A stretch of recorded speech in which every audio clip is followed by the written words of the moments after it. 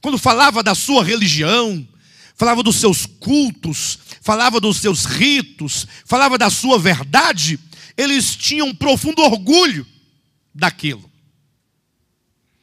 Agora imagine que tudo isso, toda aquela parafernália de coisas, e era muito bonito inclusive, a todas as festas que eles faziam, tudo aquilo vem se culminar numa pessoa. Qual é a mensagem do Novo Testamento? É que tudo aquilo que outrora era sombra, encontra agora a sua realidade numa pessoa chamada Jesus Cristo. E aí, para o olhar dos judeus, e aí está o grande detalhe, é que aquilo que tinha tanto brilho e tanta glória, e era tão maravilhoso, chega agora a ser simplório. Olhar para Jesus, o crucificado, perde a graça. Os irmãos entendem isso?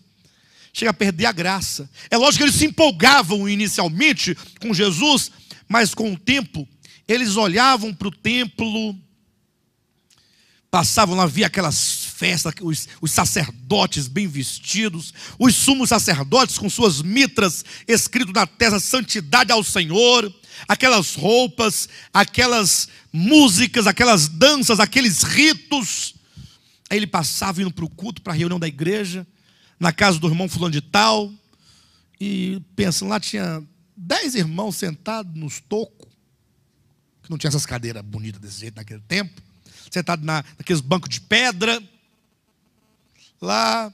Aí ele ficava comparando, olhava para a igreja. Qual é a graça disso? Olhava para o templo, era uma religião fantástica. Podia ser que alguém não cresce naquilo, mas achava muito bonito, muito cheio de coisas. E aí, com o tempo, esse olhar de volta para o templo acabava gerando na mente, no entendimento, no coração, na alma dos hebreus, uma vontade de voltar para o judaísmo. Eles começaram a perder um pouco do entendimento acerca de quem é Jesus. Por essa razão, Paulo, ao escrever essa epístola aos hebreus, ele diz, olha, considerai atentamente o apóstolo e sumo sacerdote Jesus. Ou seja, você precisa olhar a Cristo, e não somente olhar, você precisa considerar a Cristo, e perceber tudo aquilo que Ele é, tudo aquilo que Ele representa dentro do supremo propósito de Deus, para que você não corra o risco de menosprezar a pessoa de Jesus. Para que você não corra o risco de valorizar antes cultos, valorizar ritos, e deixar de valorizar o único que deve ser valorizado. E aqui é um ponto interessante. Irmãos, o ser humano tem essa deficiência. É uma grande deficiência. De se deixar se envolver e se levar por aquilo que ele vê. É por isso que hoje em dia as igrejas evangélicas colocam jogos de luzes e dançarinas e dançarinos.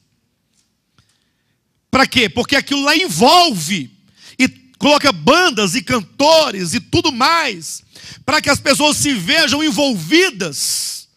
Porque se tirar tudo aquilo, perde a graça. Perde a graça. Imagina só, e nós podemos observar isso e entender melhor na história do povo de Israel. Lá no Egito, o que eles comiam lá? Cebolas, alho, pepino, carne. Aí foram para o deserto. Comiam o que no deserto agora? Maná no café da manhã. Um pãozinho branco, formato de uma amêndoa, gosto de nada. Pão do céu. Aí meio-dia, na hora do almoço, o que tem para almoçar? Maná. 3 da tarde, daquela fome. Mulher, o que tem aí? Maná. À noite, jantar. O que tem para comer? Mas só tem maná, não tem nenhum docinho não. Não, tem doce de maná. Aí a mulher criativa, para poder não ficar aquela coisa mais parada, aí fazia maná refogado, maná empanado, maná frito, né? Doce de maná, suco de maná. Isso foi irritando o povo de Israel, que eles chegaram a blasfemar, dizendo: nós não queremos esse maná vil. Cansado do maná, nós queremos, são as carnes do Egito. Lá tinha cebola, tinha alho. Pensa numa carne temperada com alho e depois cortado cebola em cima dela. Não, pensa um pouco. O que você prefere? Carne frita no óleo, temperada ao alho e sal, com as rodelas de cebola, ou o maná? O que você prefere? Hã? Quem prefere o maná? Ninguém prefere o maná. Ninguém prefere. É lógico, isso humanamente falando, só que isso tem significados espirituais, irmãos. O maná é Cristo, Ele é o pão da vida. E se você não discernir a Cristo, você vai acabar dizendo: para que eu quero esse maná vil? Você vai perder a graça. Tem muito crente desanimado, não consegue congregar, não consegue adorar, não consegue servir, não consegue nada, porque ele fala assim: de novo maná, a mesma coisa todo dia. Irmãos, é Jesus o sentido da nossa vida. Mas você tem que ver a beleza de Cristo. Você precisa ver a obra de Cristo, o significado universal da obra de Cristo, o significado particular da sua vida. Você tem que vê-lo como aquele por cuja causa tudo existe. Ele é a razão de tudo. Se não fosse Cristo, nada haveria. Não haveria terra, nem sol, nem lua, nem estrelas, nem galáxias, nada, porque tudo foi criado por causa dele.